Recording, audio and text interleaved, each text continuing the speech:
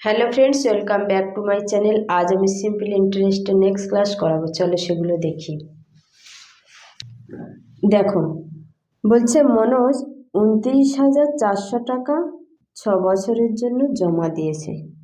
সেই ইন্টারেস্ট পেয়েছে 4,200 টাকা। তাহলে রেট অফ ইন্টারেস্ট কত? রেট অফ ইন্টারেস্ট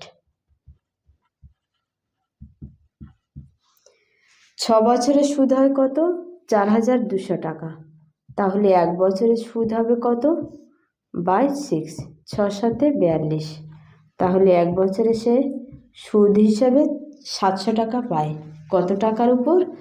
29,400 টাকার উপর। তাহলে 29,400 টাকার উপর 1 বছরে সুদ কত হয়? 700 টাকা। তাহলে 100%-এর উপর কত হবে?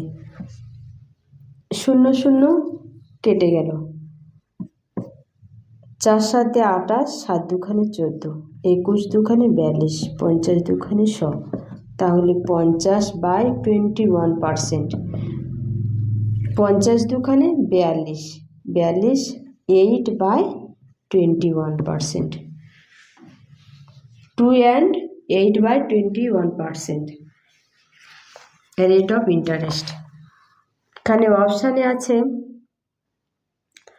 2 and 8/21%, বিতে আছে 2 and 7/20%, সিতে আছে 3 and 8/21%, ডিতে আছে 4 and 8/21%। 2 and 8/21% এই অপশানে আছে, এই অপশান অ্যান্সার। বোঝা গেছে? চলো নেক্সট। 2 নম্বর দেখো, বলছে 6,000 টাকা হয়েছে 7,200 টাকা 4 বছরে। তাহলে 6,000 টাকা থেকে অ্যামাউন্ট যদি 7,200 টাকা হয়, তাহলে সুদ কত হয়েছে? 1,200 টাকা। কত হয়েছে? 4 বছরে 1,200 টাকা হয়েছে। তাহলে 1 বছরে কত হবে?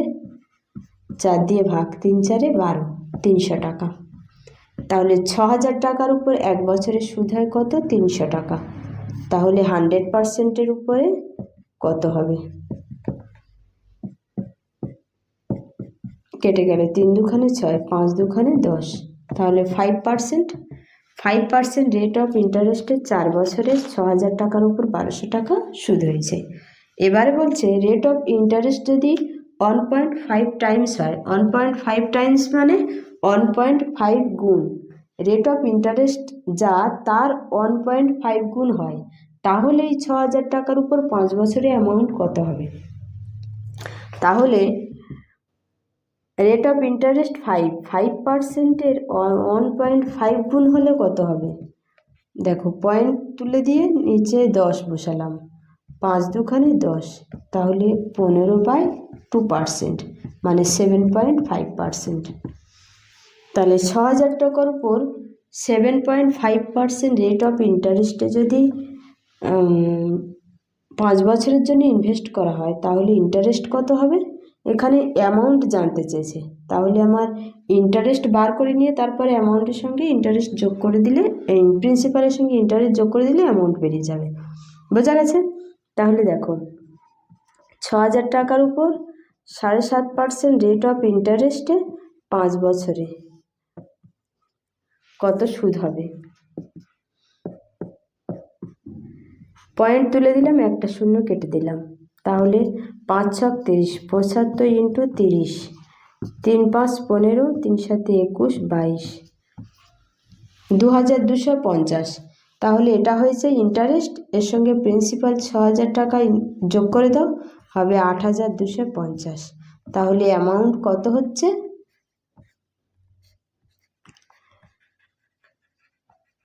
অ্যামাউন্ট হচ্ছে 8,250 টাকা।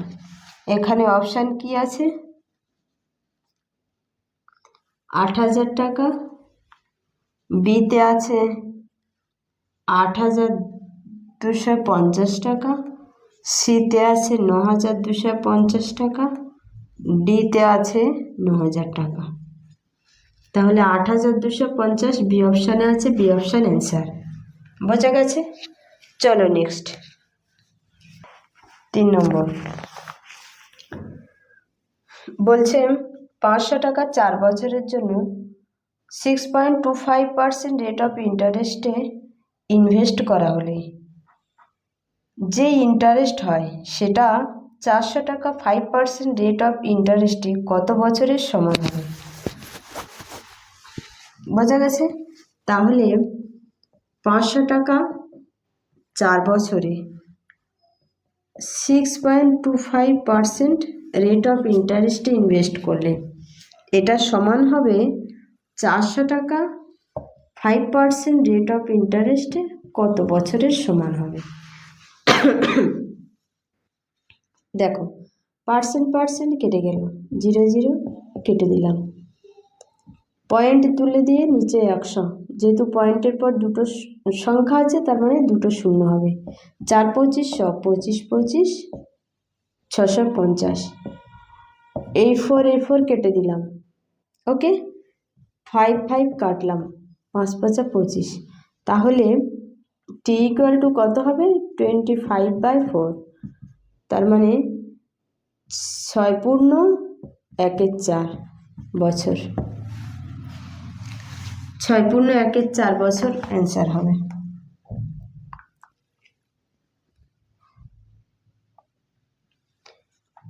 অপশান এতে আছে 4 ইয়ার্স, বিতে আছে 5 ইয়ার্স, সিতে আছে 6 and 1/4 ইয়ার্স, ডিতে আছে 8 and 2/3 ইয়ার্স। সি অপশান আছে, সি অপশান অ্যান্সার। বোঝা গেছে? এটা আবার অন্যভাবেও করা যায়। দেখো